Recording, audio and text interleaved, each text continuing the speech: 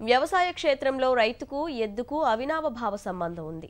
కష్టాల్లో ఉన్నప్పుడు ఈ మూగ జీవాలను చూసే మనసును తృప్తిపరచుకుంటాడు. ఇప్పుడు ఆ కష్టాలే బిడ్డల్లాంటి పశువులను అమ్ముకునేలా చేస్తున్నాయి.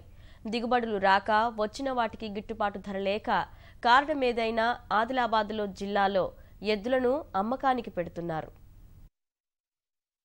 కాలం కలిసిరాక బతుకుబండిని నడపలేని దైన్యస్థితి అన్నదాతను కుంగదీస్తోంది. బిడ్డల పెళ్లిలకని ఒకరు, కుటుంబ పోషణ భారంగా మారిందని మరొకరు, గడ్డి గ్రాసం కొనలేక ఇంకొకరు. సమస్య ఏదైతేనేం కన్నబిడ్డల్లా సాదుకునే పశువులను ఆదిలాబాద్ జిల్లాలో విక్రయానికి పెడుతున్నారు.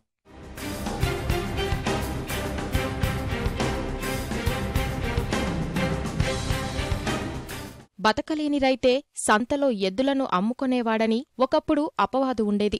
ఒకవేళ వయస్సు పైబడిన ఎద్దులను సైతం సంతకు తీసుకొచ్చేవారు చాలా తక్కువ. పైగా సంతలో మంచి ఎద్దుల జత లభిస్తే కొనుగోలు చేసేవారు. గత కొన్నేళ్లుగా పరిస్థితి పూర్తిగా మారింది. 2 ఏళ్ల నుంచైతే పంటల దిగుబడి సరిగా రాక రైతులకు పెట్టుబడి కూడా దక్కడం లేదు. ఈ ఏడాది వాతావరణం కొంత అనుకూలంగా ఉన్నప్పటికీ పంటలకు సరైన గిట్టుబాటు లభించలేదు. ఇక చేసేదేమీ లేక అన్నదాత ఆవేదనతో పశువులను అమ్మకానికి పెడుతున్నాడు. మాకు తిందలు లేవు, ఎట్లకి తిందలు లేకనే అమ్ముకున్నాడు. తప్పదు ఇక. ఇప్పుడు నువ్వు వచ్చినావు, నేను బాకీ ఉన్నా, నువ్వు వచ్చి ఏమాయారంటే నేను ఎక్కడికి వెళ్ళి తెచ్చి కట్టాలి? ఇప్పుడు ఏం పంట వెళ్తానని నీకు చెప్పాలన్నా? ఎద్దని అమ్ముతున్నా, కట్టేస్తున్నా. ఎద్దని అమ్మినప్పుడు బాధ కాదు, నిద్ర పట్టదు. గరీబ్ మనిషి ఉంటాడు, వాళ్ళు ఆయన దగ్గర డబ్బులు లేదు, వాళ్ళు అమ్ముతున్నాం. గరీబ్ మనిషి ఎట్లా బతకాలి?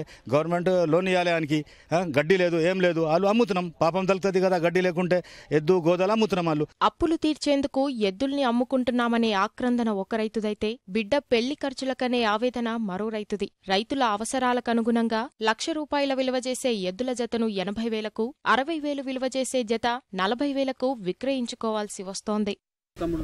లగ్గాల కోసం నాకు ఎన్నింటి 40,000 ఎడ్డం బట్టి ఉంటాయి. 40 కానీ 50 కానీ ఒక తీరు ఉంటుంది. ఎడ్డం బట్టి పైసలు గంటాడు ఉంటుంది. పోయేదాకా ఇక పోయేదాకా గంటాడు. ఎప్పుడు బాధ అనిపించబడుతుంది, మరి కొనుక్కోబడుతుంది. ఎట్లా నా బిల్లు ఏంటంటే కానీ కాపోనికి. మా దృష్టికి ఏం వచ్చిందంటే ఈ మేత ఇవన్నీ వీటిని కాపాడలేక అప్పుడు అమ్ముకొని దాని తర్వాత మళ్ళీ కొనుక్కొని పనులు చేసుకుంటారని తెలుసు. అందరికీ అన్నం పెట్టే అన్నదాతకు బతుకుబండి నడిపించడం భారమవుతుంది.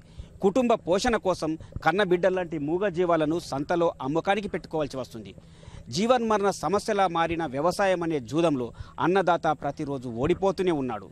చీకటి నిండిన అన్నదాతల బతుకుల్లో నూతన పొద్దు పొడుపు ఎప్పుడో కాలమే నిర్ణయించాల్సి ఉంది. కెమెరామెన్ కిరణ్తో మణి, ఈటీవీ న్యూస్, ఆదిలాబాద్.